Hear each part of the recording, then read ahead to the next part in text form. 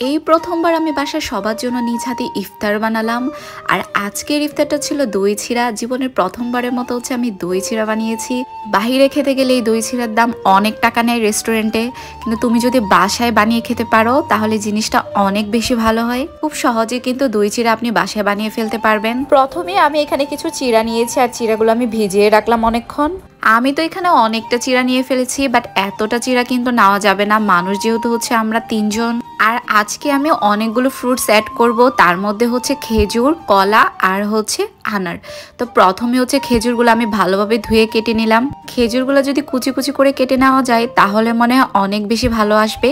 তাই আমি প্রথমেই খোসাটা ছেড়ে নিলাম। এখানে আমি মনে হয় 5 থেকে 6টা খেজুর নিয়েছি। তোমরা চাইলে আরো বেশি নিতে পারো। আর চিকন চিকন করে ছোট ছোট করে যদি কেটে নাও তাহলে কিন্তু দেখতেও ভালো লাগবে, খেতেও কিন্তু ভালো লাগবে। আর এই তো আমার খেজুর কাটা শেষ। আর এখন আমি কলা নিয়ে নিব। আমার মনে হয় আমি খুবই কম কলা নিয়ে ফেলছিলাম। কলাগুলো স্লাইস করে কেটে ফেলবো, তাহলে দেখতেও ভালো লাগবে আর এটাও কিন্তু খেতে ভালো লাগবে। তো আমি ছোট ছোট করে স্লাইস করে কেটে নিয়েছি। প্রতিদিন ভাজা টাজা খেতে না আর একদমই ভালো লাগছিল না। প্রায় রোজার 10 দিনের মধ্যে একদিনই শুধু খিচুড়ি খেয়েছিলাম, বাকি 9 দিন শুধু ভাজাই খেয়েছে। এই ভাজা পোড়া খেয়ে পেটে একদম গ্যাস হয়ে গেছে। গত রাতে তো একদম গ্যাস হয়ে আমার অবস্থা অনেক খারাপ হয়ে গেছিলো। আমার শরীর অনেক খারাপ হয়ে গেছিল, শরীর অনেক কাঁপছিল। তো অনেক গ্যাসের ওষুধ খাওয়ার পরে যে শরীর ঠিক হয়েছে। আর ভাইয়ারও ভালো লাগছিল। আর আপু তো ভাজা পোড়া একদমই খায় না। তাই ভাবলাম যে প্রতিদিন যেহেতু ভাজা পোড়া খাওয়া হয় এই জিনিসটা আর খাবো না, কারণ রমজানের 30 দিনের প্রতিদিনই যদি ভাজা পোড়াটা আমাদের বেশি খাওয়া হয় তাহলে কিন্তু আমাদের শরীর অনেক খারাপ করে ফেলে। তাই রমজানে ভাজা পোড়াটা যত অ্যাভয়েড করা যায় তত পরিমাণে কিন্তু ভালো। স্বাস্থ্যকর খাবারটা খাওয়া সবচেয়ে ভালো। আর এই তো দেখো আমার এগুলা কিন্তু হয়ে গেছে, দেখতে কত সুন্দর লাগছে তাই না বলো।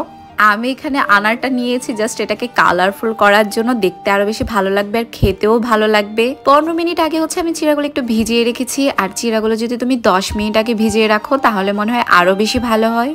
বাট আমি 15 মিনিট আগে করে রেখেছি, যার কারণে চিড়াগুলো একটু বেশি ভিজে গেল। বাট ব্যাপার না, খেতে কিন্তু অনেক ভালো লাগবে। তোমরা কিন্তু এভাবে দই চিড়া বানিয়ে খেতে পারো। জাস্ট তোমার হাতে যা ফ্রুটস আছে এইগুলা শুধু রাখবা, কলা থাকলেই হবে। আর এদিকে দেখো ভাইয়া একটা এত বড় তরমুজ নিয়ে আসছে, আর এই তরমুজটা খেতে এত মজা ছিল, অনেক বেশি ভালো ছিল খেতে। চলো এই সুন্দর ড্রেসটা যে দেখতে পাচ্ছ এটাকে তোমরা গ্রাউনও বলতে পারো। যারা হিজাবি আপু আছো আমার মতো তারা এটা বোরকা হিসেবে ইউজ করতে পারো। আর আমি যেহেতু হিজাব পরি তাই এটা আমি বোরকা হিসেবে ইউজ করছি। যারা এমনিতে গ্রাউন্ড পরো এটা গ্রাউন্ড হিসেবেও তোমরা ক্যারি করতে পারবা। আর এটা এত সুন্দর, এত কমফোর্ট, সবচেয়ে ভালো লাগছে এটার দেখো বেল্ট আছে, তুমি তোমার সাইজ মতো নিতে পারবা। আর প্লাস বেল্ট দিয়েও কিন্তু এটাকে টাইট করে নিতে পারবা। আর প্লাস এটার কিন্তু 2টা পকেট আছে, এই পকেটের কারণে আমার বেশি ভালো লাগছে। আর কাপড়টা এত বেশি কমফোর্ট, আমি এটা পরেই কিন্তু কাজ করেছি, আমার একদমই গরম লাগে নাই।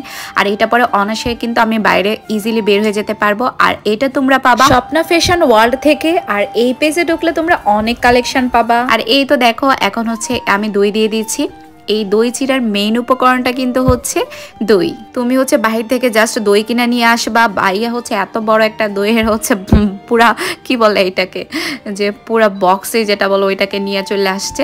তাহলে যে 30 টাকা দামের যে দইয়ের কাপগুলা থাকে না ওইগুলাও নিয়ে নিতে পারো। চাইলে বাসায় তোমরা মিষ্টি দই বানিয়ে নিতে পারো বা টক দই, আমার কাছে দুটোই ভালো লাগে। আর এই তো আমি সব স্লাইস দিয়ে দিলাম।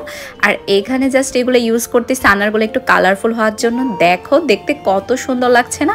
আর ভাবো একবার এই জিনিসটা তুমি যদি রেস্টুরেন্টে খেতে যাও তাহলে কিন্তু তোমার এই দই চিড়ার দাম অনেক বেশি নিবে। জাস্ট কোনো কিছুই লাগবে না, ঘরে থাকা সব উপকরণ দিয়ে মোটামুটি যেগুলো ফ্রুটস আছে সেগুলো দিয়ে করে নেবা। কিছুটা এখানে পাউডার দুধ দিয়ে দিয়েছি আর লিকুইড দুধ দিয়ে দিয়েছি। আর এই তো অবশেষে আজান পড়ে গিয়েছে আলহামদুলিল্লাহ।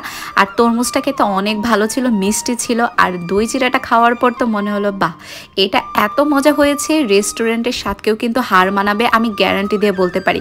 তোমরা কিন্তু চাইলে এইভাবে দই চিড়া বাসায় বানিয়ে খেতে পারো। সো আজকের ভিডিওটা ভালো লাগলে কমেন্ট করে অবশ্যই জানাবে। আল্লাহ হাফেজ।